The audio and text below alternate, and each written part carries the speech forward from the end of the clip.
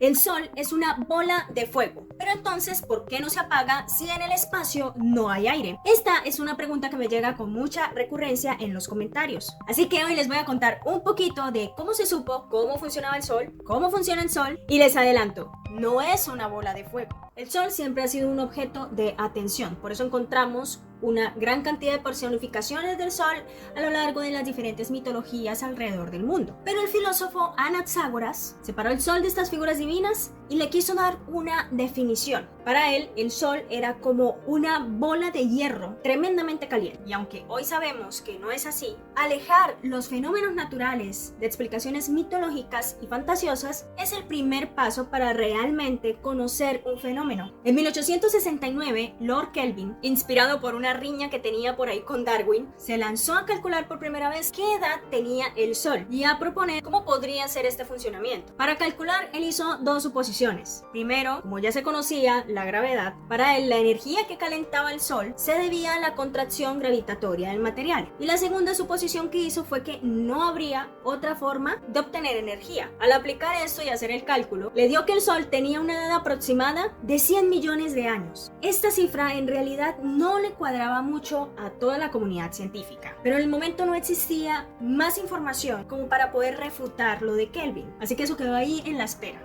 En 1925 pasa algo muy importante de la mano de una astrónoma llamada Cecilia Payne. Ella se hizo una tremenda tesis doctoral, la mejor de su época. Ella, utilizando espectroscopía, descubrió que el Sol, en su gran mayoría, estaba compuesto de hidrógeno y helio. Esto lo hizo analizando la luz del Sol. Resulta de que cada elemento de la tabla periódica, cuando se calienta y empieza a emitir luz, cuando esta luz se descompone, no se ve un espectro continuo como se vería en un arco iris, por ejemplo. Unas bandas específicas. Cada elemento tiene las suyas propias, así que esto funciona como un código de barras. No hay dos elementos con la misma configuración de líneas. Así que, analizando la luz del Sol, Cecilia Payne llegó a la conclusión de que estaba compuesta de hidrógeno y helio, pero aún no se sabía cómo funcionaba. Para 1896, Becquerel descubre la radiactividad, lo que llevó a Rutherford a datar unas rocas antiguas utilizando el decaimiento radiactivo de isótopos de estas rocas para determinar su edad, y encontró que tendrían 1.000 millones de años. Esto era mucho más de lo que había calculado en aquel momento, años atrás, Kelvin, de la edad del Sol.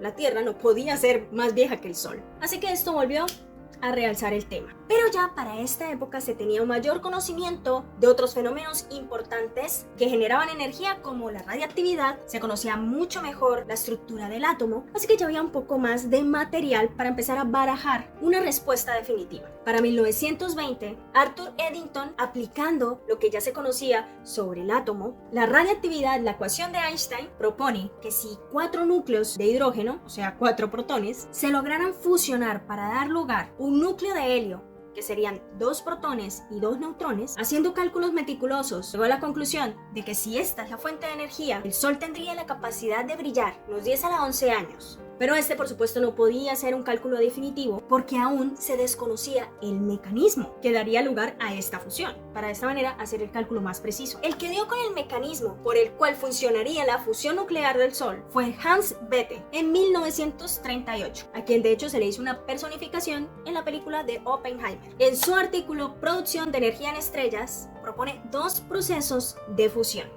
Y aquí les explico el principal. Partimos con 2 parejas de núcleos de hidrógeno, que en este caso, cada núcleo tendría el protón solito. Cada par se fusiona a un núcleo de hidrógeno 2, es decir, con un protón y un neutrón. Esto quiere decir que un protón tuvo que convertirse en un neutrón. Y esto sí sucede, gracias a la desintegración beta, produciendo como residuo un positrón y un neutrino. Este núcleo de hidrógeno 2 es conocido como deuterio, y asimismo se encuentra con otro hidrógeno, porque hidrógeno es lo que hay de sobra en el Sol. Un hidrógeno 1, con el protón solito. Estos se fusionan y dan origen a un núcleo de helio 3, con 2 protones y un neutrón. Esta reacción de fusión produce un fotón superenergético gamma. Así que tenemos 2 núcleos de helio 3, los cuales se van a fusionar para formar un núcleo de helio 4, con 2 protones y 2 neutrones. Y a su vez sobraron 2 hidrógenos. La energía contenida en 4 protones es mayor que la contenida en el núcleo de helio generado. Esta diferencia de energía es la que le da todo el poder a nuestro Sol. El otro proceso descrito por Bethe se daría en estrellas supermasivas, mucho más grandes que el Sol, donde el carbono, el nitrógeno y el oxígeno acelerarían el proceso de fusión de hidrógeno en helio. De hecho, este proceso también explicaría cómo se forman otros elementos químicos dentro de las estrellas. Todos los elementos que hay aquí se formaron una vez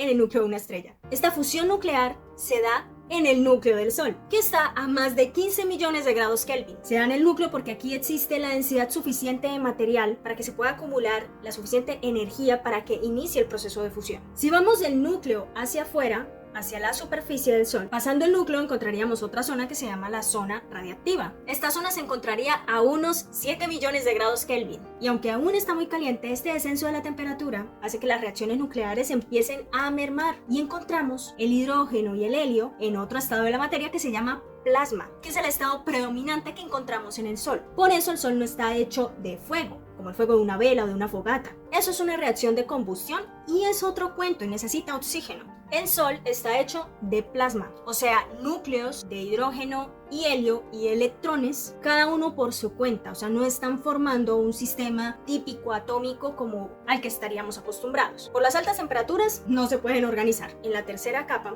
que ya estaríamos a unos 2 millones de Kelvin, aquí el plasma empieza a comportarse de una forma distinta. Ya su poder caótico ha bajado un poco. En esta ocasión el plasma que está más cerca al área radiactiva está más caliente, por lo tanto subiría, luego se enfría, luego vuelve a bajar, formando una especie de ciclo o una celda convectiva. Ese tipo de transferencia de calor se llama convección. Y ya al final llegaríamos a la superficie del Sol, que estaría a unos tremendos 5700 grados Kelvin. Ahí se observa la típica granulación, que sería la parte de arriba de estas celdas convectivas, y también se ven las manchas solares, las famosas manchas solares. Y más allá está la atmósfera solar, que está compuesta por la cromósfera, por la corona y por el viento solar. Hay varias formas de comprobar experimentalmente si estamos en lo cierto de cómo funciona el Sol, pero mi favorita es la neutrinografía, como la tomada por el Super Kamiokande, un detector de neutrinos gigante que se encuentra en Japón, en una vieja mina, a unos 1000 metros de profundidad. El Sol, como vimos, es un productor activo de neutrinos por las reacciones de fusión que ocurren en su núcleo. Ahora se cuenta con la tecnología para poder medirlos y hasta fotografiarlos. Espero que les haya gustado muchísimo este video. Sé que está cargado de información, así que pueden volver a él cuando quieran y lo necesiten. Nos vemos en un próximo video.